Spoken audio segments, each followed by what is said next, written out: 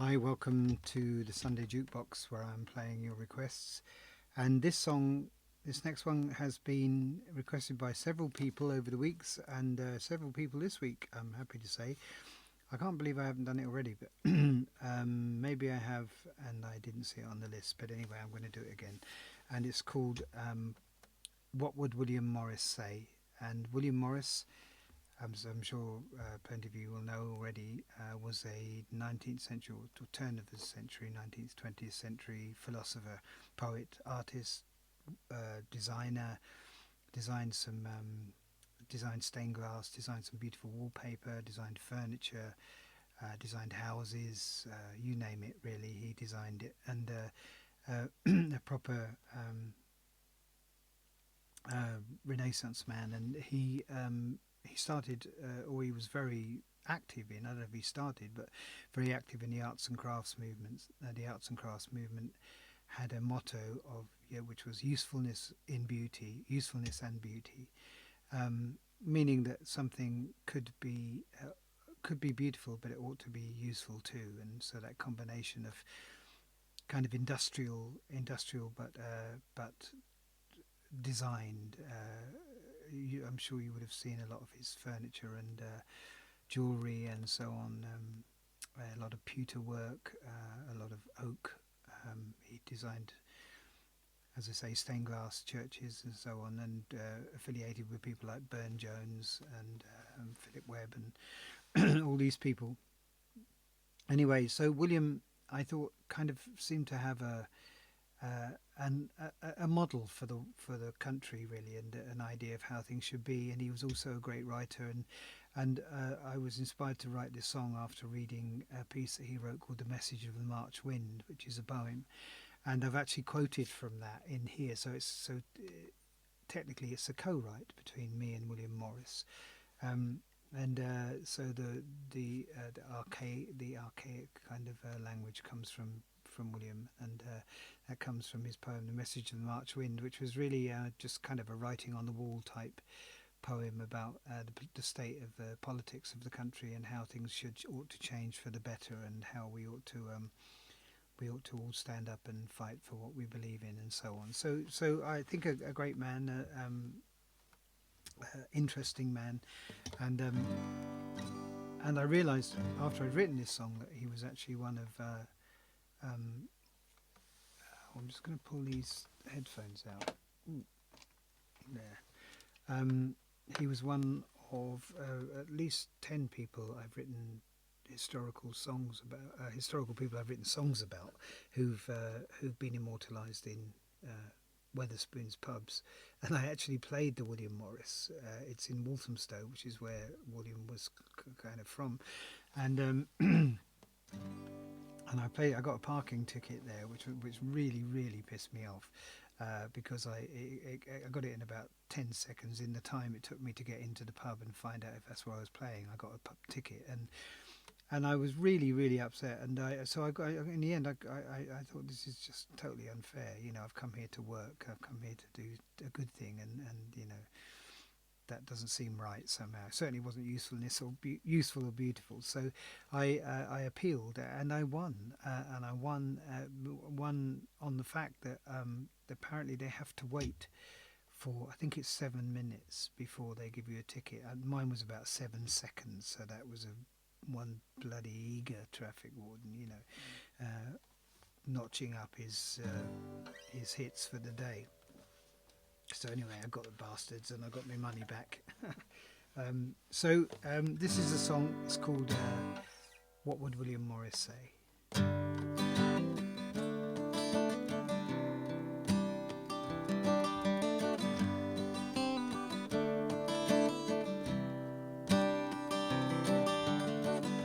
We used to go out in our town.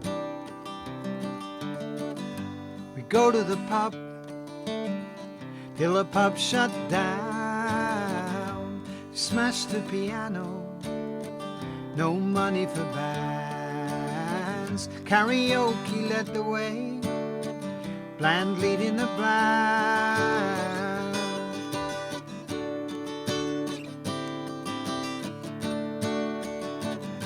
We used to go out in our town.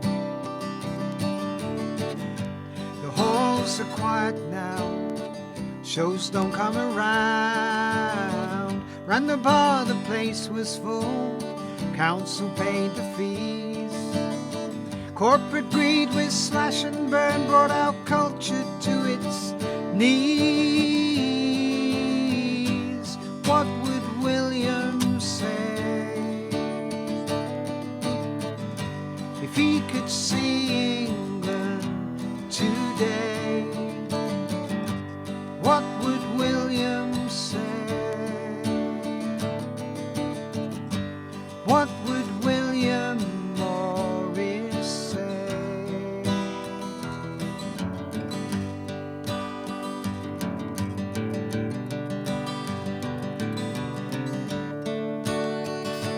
Half the wind in the elm boughs from London it blows, and tells us of gold and of hope and unrest, of power that helps not, of wisdom that knows, but teaches not aught of the worst and the best.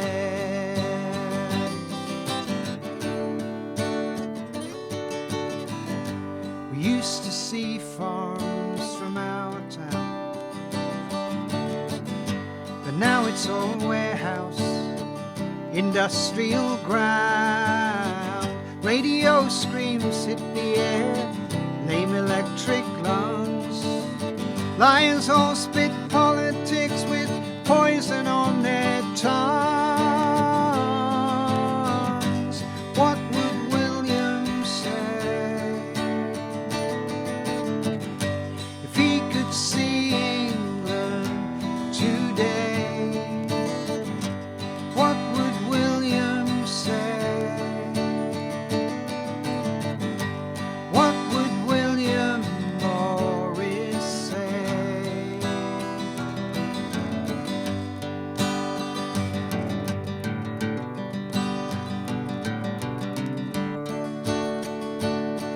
The wind bears a message, rise up on the morrow and go your own way to the doubt and the strife.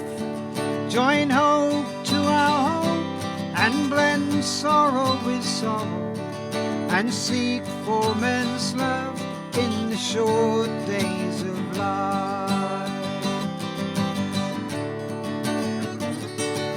Come back to the inn, love, the lights of the fire, and the fiddler's old tune, and the shuffling of feet. For there in a while shall be rest and desire, and there shall tomorrow's uprising be sweet.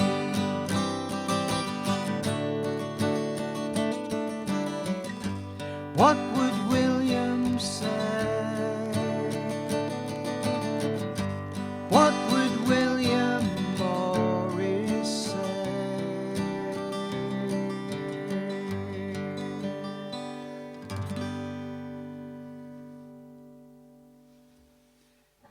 What would William Morris say? I wonder.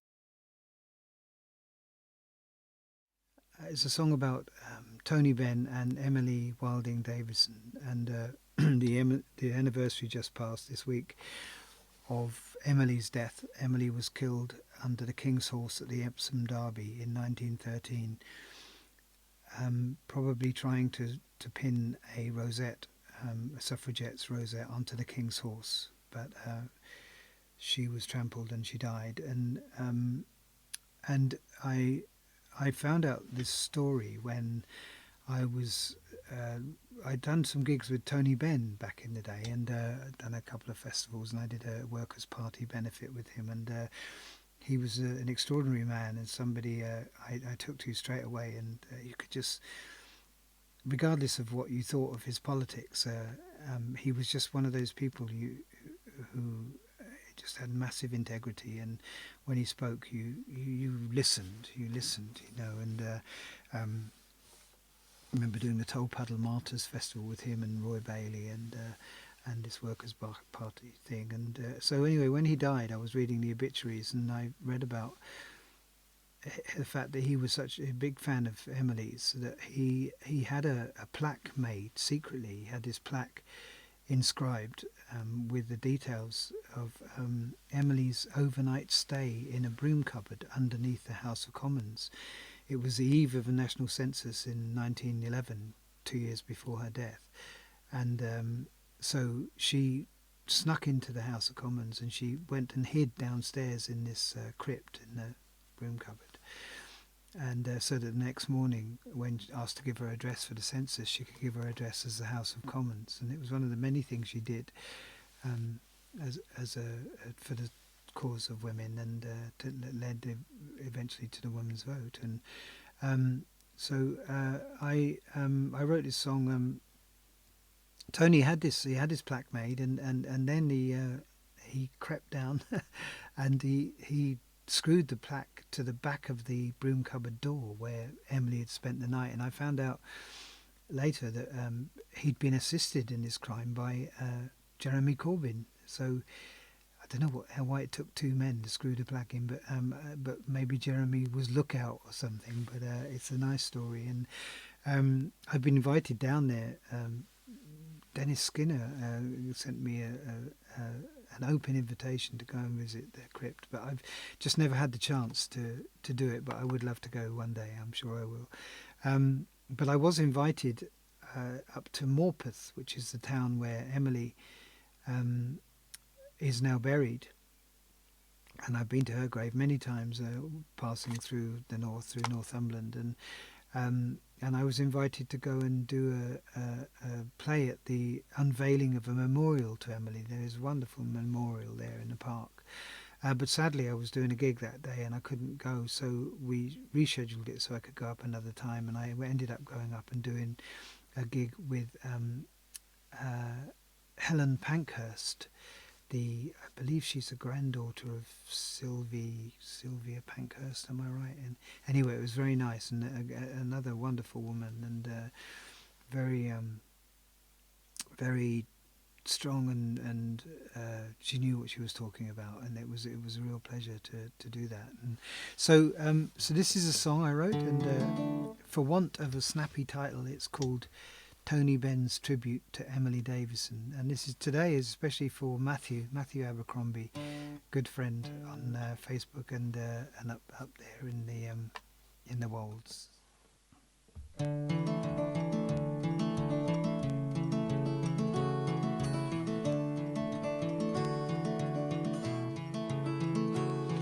She slips through the doorway, away from the crowds down the stairs.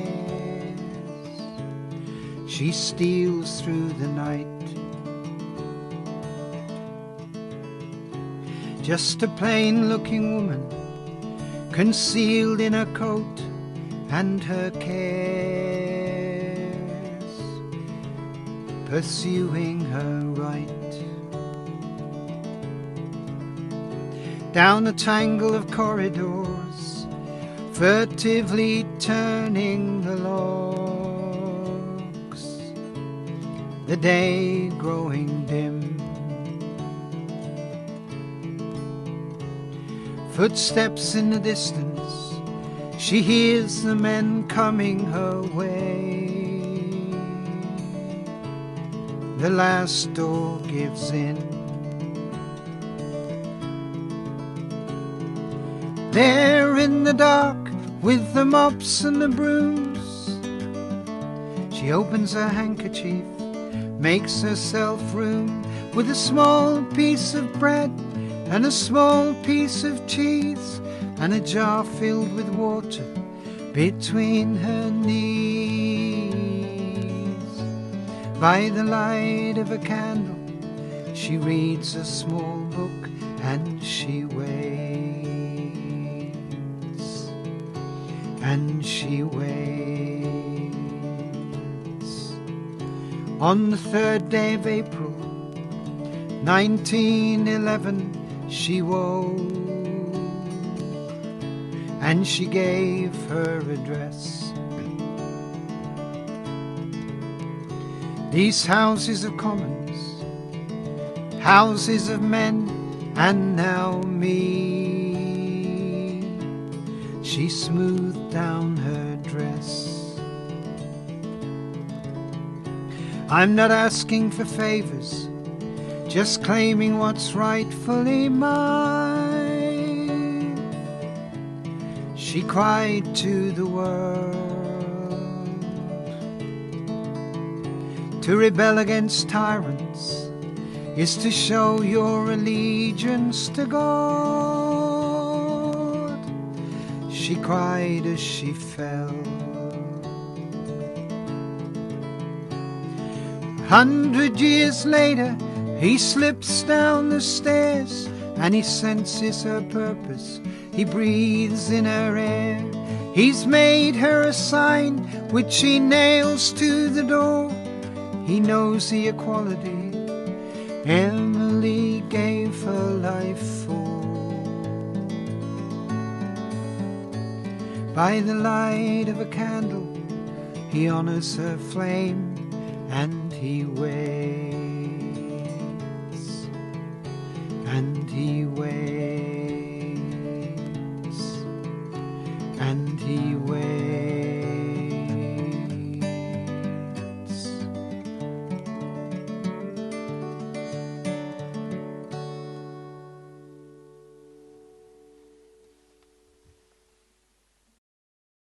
And this one is for Christy in South Africa, who's requested this song. I believe she might do a version of this, Christy Meuross, Marais, and she's a harpist and singer, and she's done at least one of my songs. I think she does. The band played Sweet Marie, so do look her up on Facebook and listen to her, her lovely versions. I think she might do this one, and it's a song called Emily's Pages, which is a song about Emily Dickinson, the poet. And I was reading about Emily, and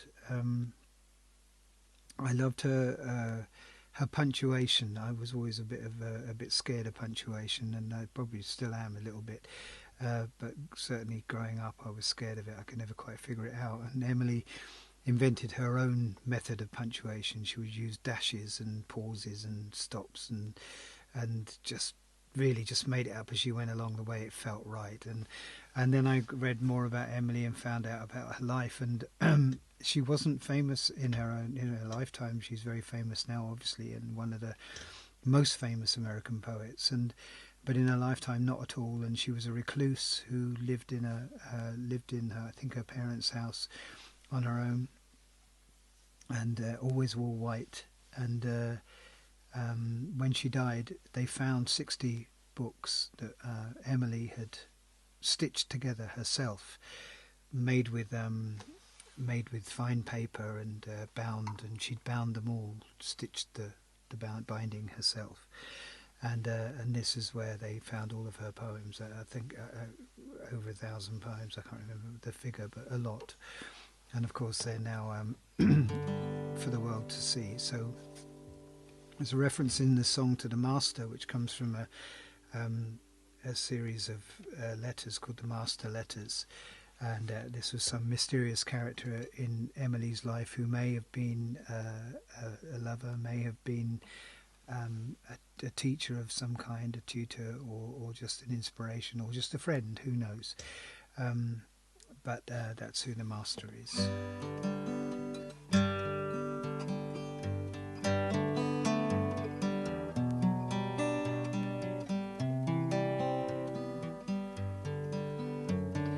Emily's pages spread on a winter's afternoon. Emily sewing sees her love going from her room, and through the glass his coat of black, she knows he's never coming back. Afraid of the fire, she hides her desire in poetry. Bound in white linen, These are the words of Emily.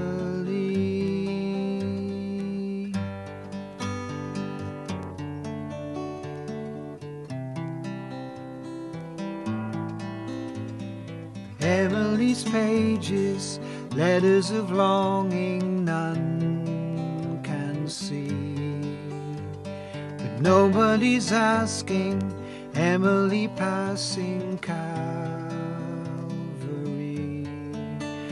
and dressed in white behind a door where love nor master come no more, pressing of flowers, filling the hours with poetry. Love unrequited, these are the words of Emily.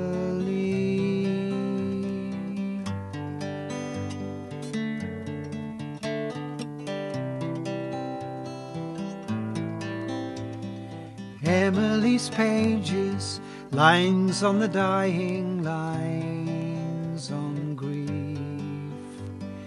Wings in the weather, hope is the feather on the leaf. And stitch and sew and stitch and sew on cloths of night. Her bright dreams go to meet with her lovers under the covers oversea. In her slow Eden, these are the words of Emily. In her slow Eden, these are the words of Emily.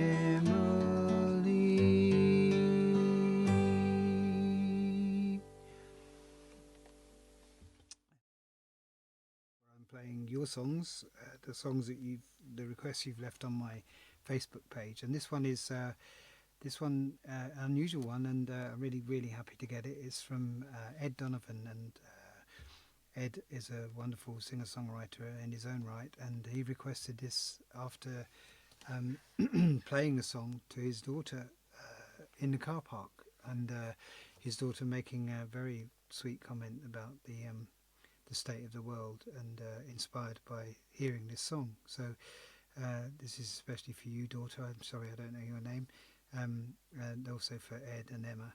And it's not a happy song. It's a breakup song, and a song about just wanting to move on and get on with your life and stuff.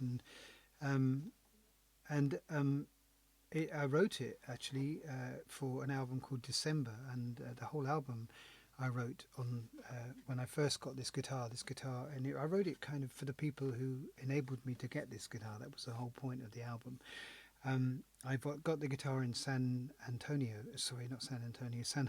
in California, and I was out there teaching, and I wanted a guitar to tour with, and I found a guitar in this shop in San Jose, and as I was leaving, I saw this one way up on the shelf, and it was stacked up with some other guitars, and it looked a bit of a mess. It had this horrible finish on it, that all the varnish had melted, and the bridge wasn't a bridge; it was just a chunk of wood which had been kind of screwed in with big fat screws, and these little guitar string pegs here were actually screws as well, holding piano wire in. It wasn't even proper strings, and the back was a piece of koa wood. Koa is also known as tiger wood, and is kind of a stripy wood, horrible big fat plank in the back, not right at all. But I noticed it was a Martin, as you can see there by the logo. It's a Martin. It's a 1944 Martin, so it's very rare, and they didn't make very many because it was during the war, and during the war the Martin factory was staffed by women, so not big production at that time. And so I knew, it was a treat, a rare treat. And so I took it down and I had a play, and it was just beautiful. Immediately I knew that this was a guitar I'd always wanted all my life. It just felt exactly as a guitar should feel, and I'd never really had a guitar that had this feel, this beautiful kind of response that this guitar has. And as I said, it just had piano wires on. It should have sounded terrible, but it's just felt, everything about it felt great. But I'd already got a guitar for the road. It wasn't ready for the road, and I was going off to do some gigs, so I took it, and I couldn't stop thinking about this little beauty. And I got back to England, and I contacted Erin, who I was out there working with, and I said to Erin, look, would you go and get that guitar if it's still there, and stick it in under your bed and keep it for me? And the guy in the shop almost advised me against it. He said, it needs a lot of work, and I said, yeah, I know, but it's a wooden box, with strings on it. How bad can it be? And so anyway, and it still cost quite a lot of money, and because of its rarity, I think, and it was and it's by the way, for you guitar nerds out there, it's actually a Martin 017, and which I believe is the smallest body Martin. Adult Martin that they make, all mahogany, and anyway, I got it back to England. These friends of mine got together, and they actually bought it for me, so it was a gift, and I was so pleased to get it. I thought, well, I'll in thanks for that, I'll make them an album. I'll make an album for them as a sort of thank you, and so I made the album December as a thank you. And the guitar went to Stuart Palmer, my luthier friend in Doncaster, and Stuart put this together, put it back. He actually found on the internet, he found a piece of luthier dated mahogany 1944, and that's this back here, and he put this on, as you can see, just a beautiful job. You can see inside, you can see how it's all posts and all done, and he carved this bridge himself. He hand carved this bridge and put it in, put a scratch plate on, and the lovely footnote to that story is that the piece of koa on the back, I did a gig, and the guy came up to me and he said, because I mentioned that koa was used to make ukuleles, and this guy came out to me at a gig and he said, do you still have that piece of koa? And I said, well, no, I don't, but I think my luthier, I think Stuart, might still have it. So I gave him the contact details, and the guy got in touch with Stuart. And then last year I was at a gig, and this guy came up to me, he's got something to show you, and he showed me these pictures of this beautiful ukulele, and the ukulele had been made out of the back, the koa wood back off of this guitar, and he'd given it as a gift to his wife, and I think it was on her 60th birthday, so it was a special present for her, and a special thing for him, and what a lovely use of the wood. It never got burned or thrown away. So this is a song, what I wrote on this guitar, and it's called Let Me Forget.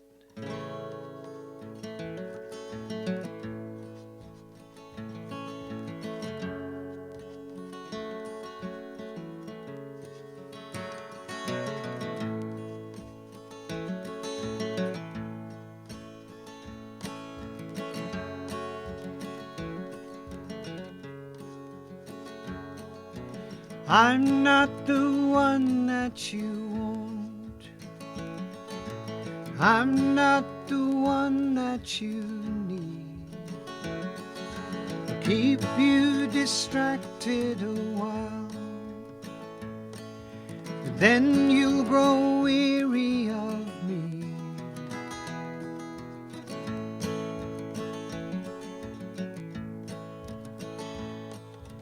Everyone has their ideals, dream of how life ought to be.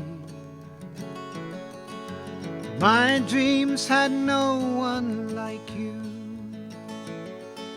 and your dreams had no one like me. Life is the thing that we do while we wait for the life we expect. Now all I'm asking of is to let me forget.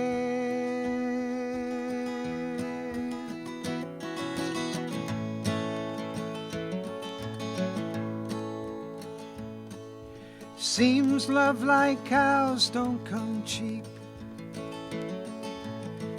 Here I am counting the cost, wondering what I get to keep from everything I might have lost. Life is the thing that we do while weighing and hedging our bets. Now all I'm asking of you is to let me forget. How could I know when we met I'd end up so broken and blue? All I am asking you now is to let me forget you.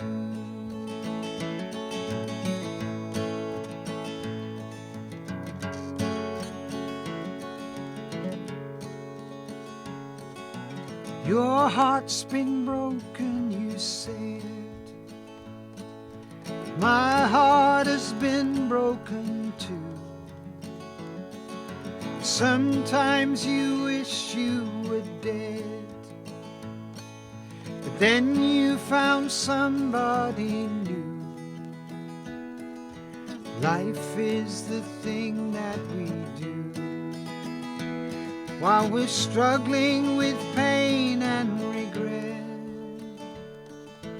Now all I'm asking of you is to let me forget. How could I know when we met I'd end up so broken and blue? All I am asking you now is to let me forget you.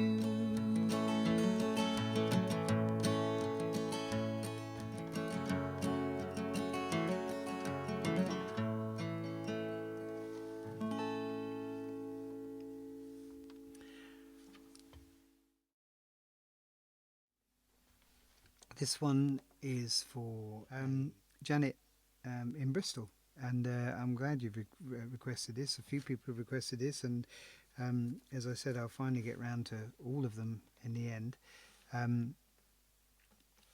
This one, it's called The Redcliffe Boy, and it's a song about the realisation on my part, I suppose, that Thomas Chatterton, the famous Thomas Chatterton. Oh, I can show you a picture.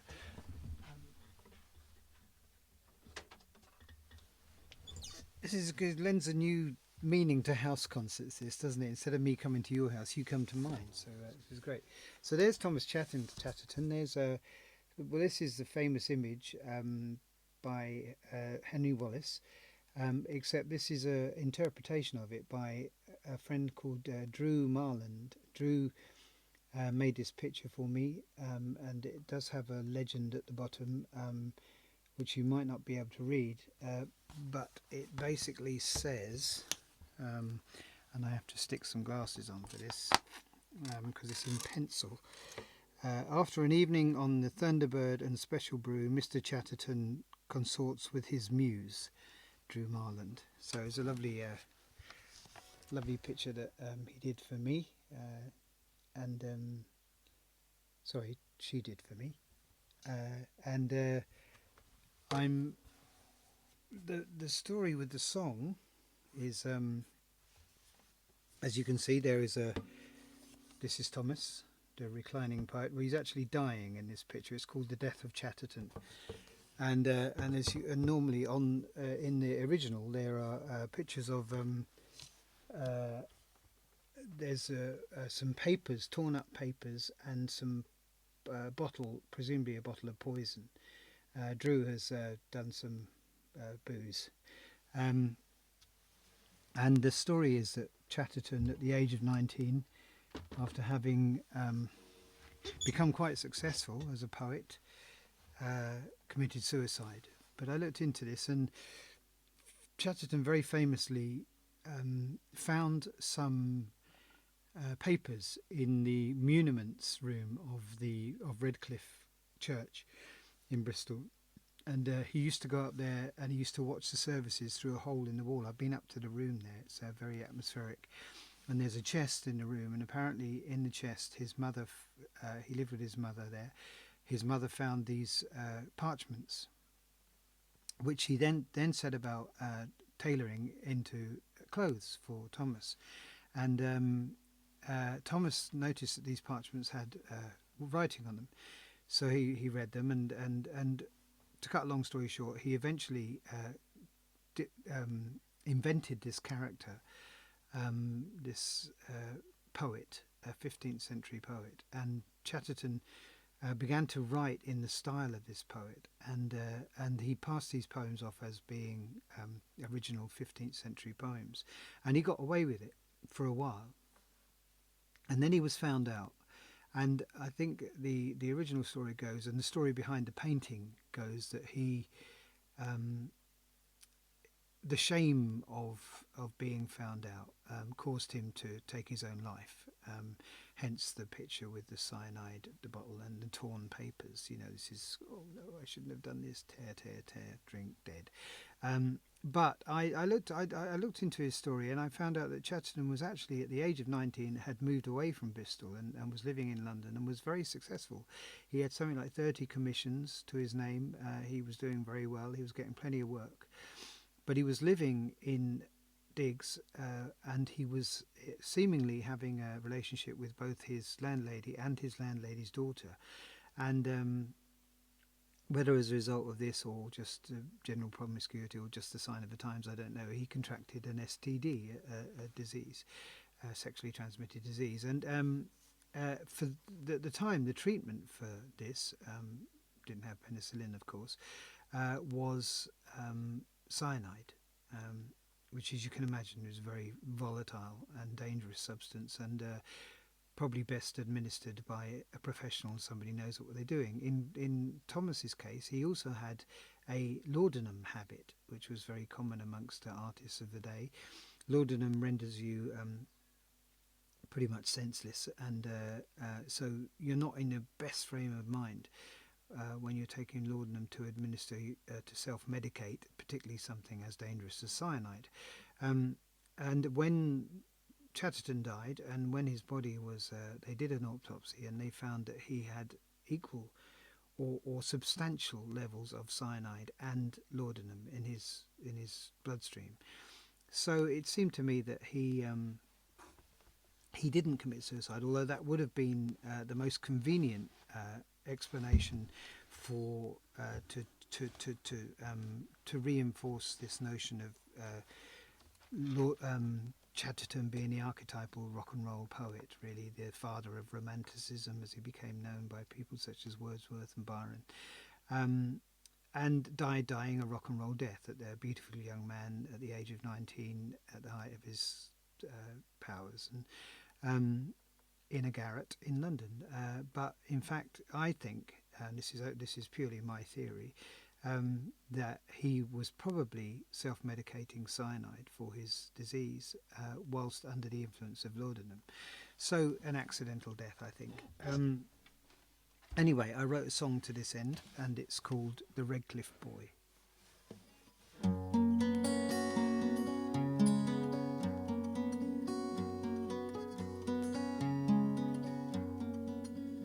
Thomas waits for the van to come from the house that he was born in. Redcliffe shines in the milk-white sun of a misty Bristol morning. Stop your dreaming, Tom, his mother cries. You've got your flask and your pork pies. You're a working boy, I've a home to run, and we can't eat words and we can't spend rhymes, but the van is late, some time to dream over Redcliffe's golden spires. Thomas waits for the van to come, and in his eyes are fires.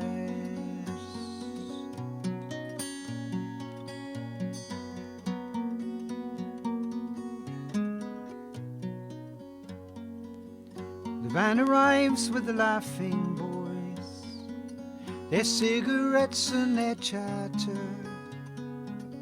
Tom fills his overalls with poems, their foolish talk doesn't matter. They talk of football, they talk of girls, cars and bars and fashion.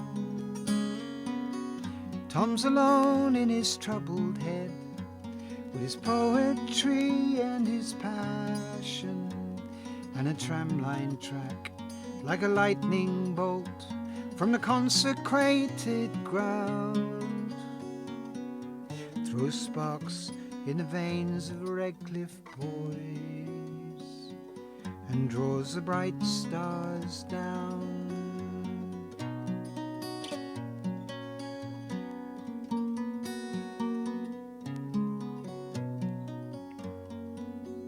Wake up, Tom, the foreman shouts. I don't pay you for thinking. You can go to church on a Sunday, boy. Monday is for working. Tom swings his pick in the frozen earth, the city's renovation. Hitler's bombs stripped the pretty stones of romance and fascination. But Tom goes where, on the spiral stair, the ghost of a poet wanders, eclipsed by his death, his final breath. In Redcliffe's tower still thunders.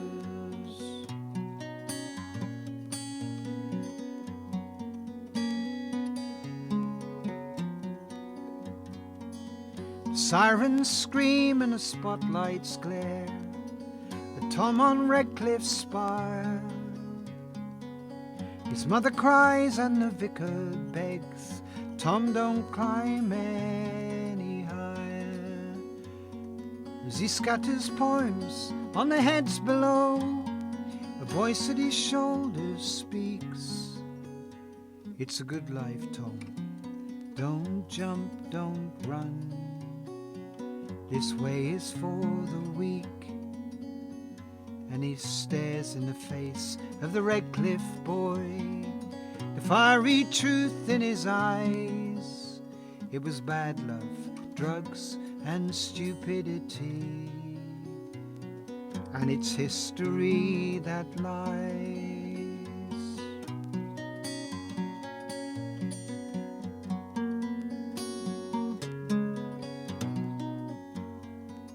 Come down, you Redcliffe boy. Come down into these arms. We were foolish then and we're foolish now, and we let you come to harm. Tom looked around for the Redcliffe boy, but the ghost was laid in the stones, and the words that he said filled his heart and his head. And Tom came down alone.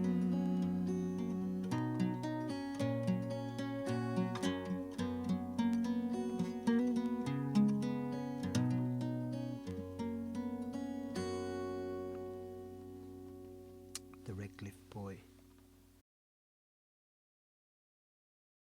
This request is from Katie. Katie, my manager, Katie Whitehouse. So I better play it. And I just unearthed this song at the beginning of the week because I played a gig for the Green Note in London. Well, obviously I played it over Zoom. I didn't actually go to London. And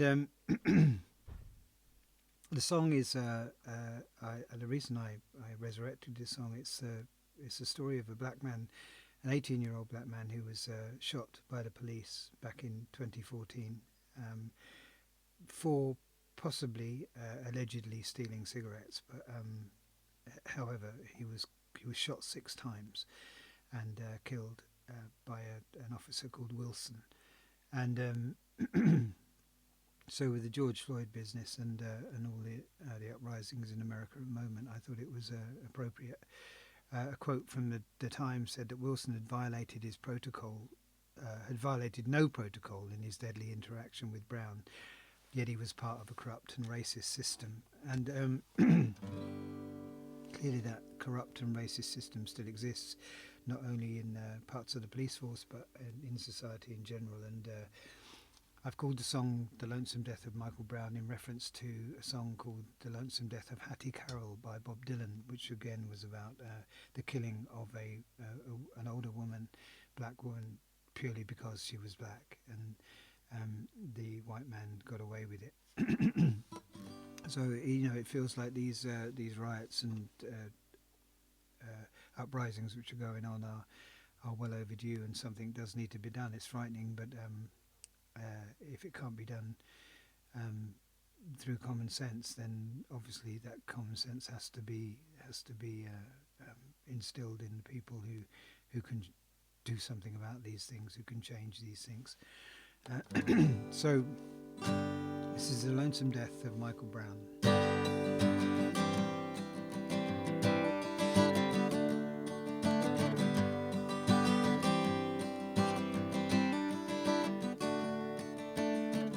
Ain't gonna be black no more, not gonna be white no more, not gonna be wrong no more, not going to fight no more, just gonna be voices now, blue sky full of voices now, calling for you to straighten up your houses now.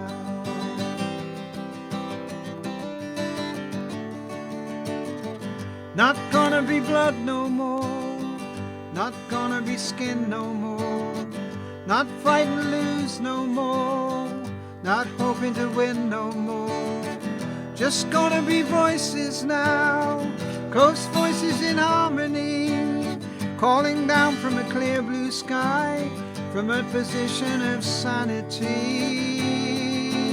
Oh, Michael Brown, 6 bullets cut him down. Oh, Michael Brown, not even 20 yet, nobody should die like that.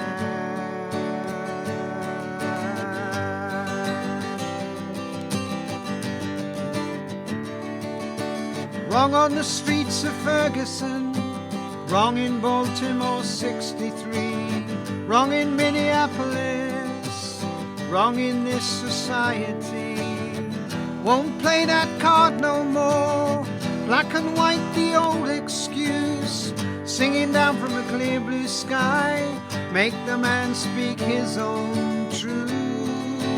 Oh, Michael Brown, 6 bullets cut him down. Oh, Michael Brown, not even 20 yet, might have stole some cigarettes, nobody should die like that.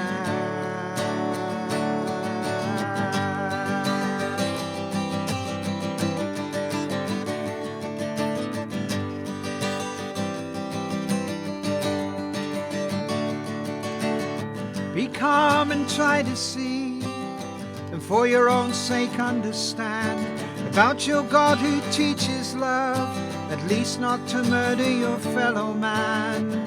Tell me what great ideal has got your back, will see you through, and spread sorrow across the world, makes that God turn his back on you. Oh, Michael Brown, 6 bullets cut him down. Oh,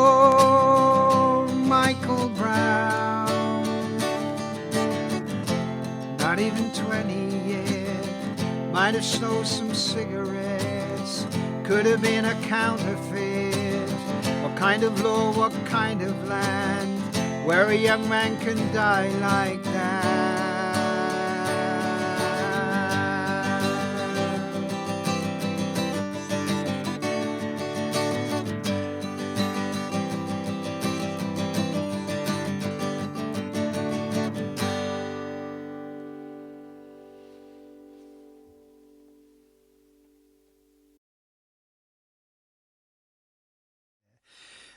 This song was requested by several people.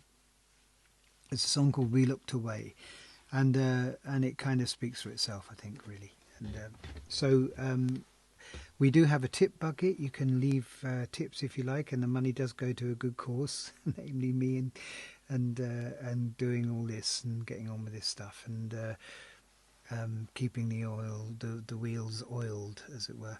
And do go and have a look at my Patreon page if you like. You can subscribe there too, and you can see some sort of some more unusual stuff there. Not circus tricks or anything like that, but stuff. And to just keep looking in, see what's going on, and like I say, carry on with the requests. And it's nice to see you all.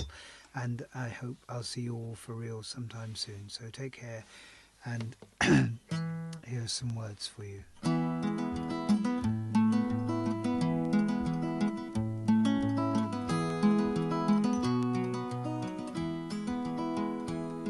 When the leaves were softly changing and the constant engines rolled, and the ancient air was rich with summer turning, while the war was far off raging, we were safe behind these trees, and nothing changed but something distant burning. There was talk and there were rumours, those who never came back home, troops on the streets and cries behind the curtains, those unsafe by their religion or the colour of their skin. Yes, we heard the news, but how could we be certain? No, we never asked the questions. We were busy with our day. We looked away. We looked away.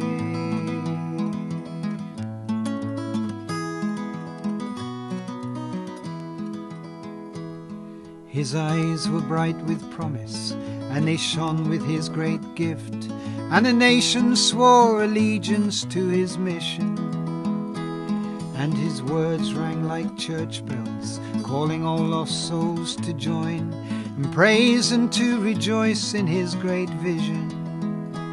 While the rivers turned to crimson, we were busy with our day. We looked away, we looked away.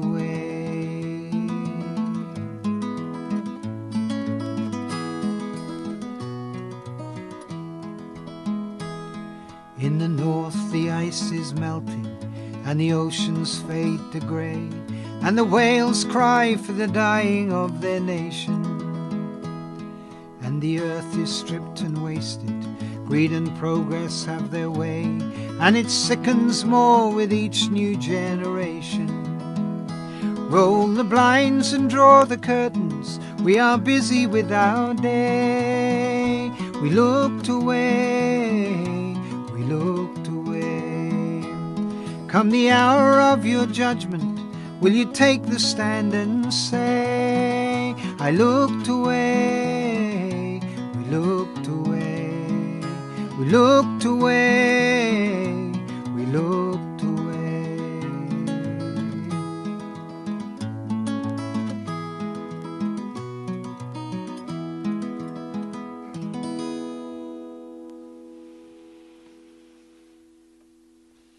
Take care. See you soon.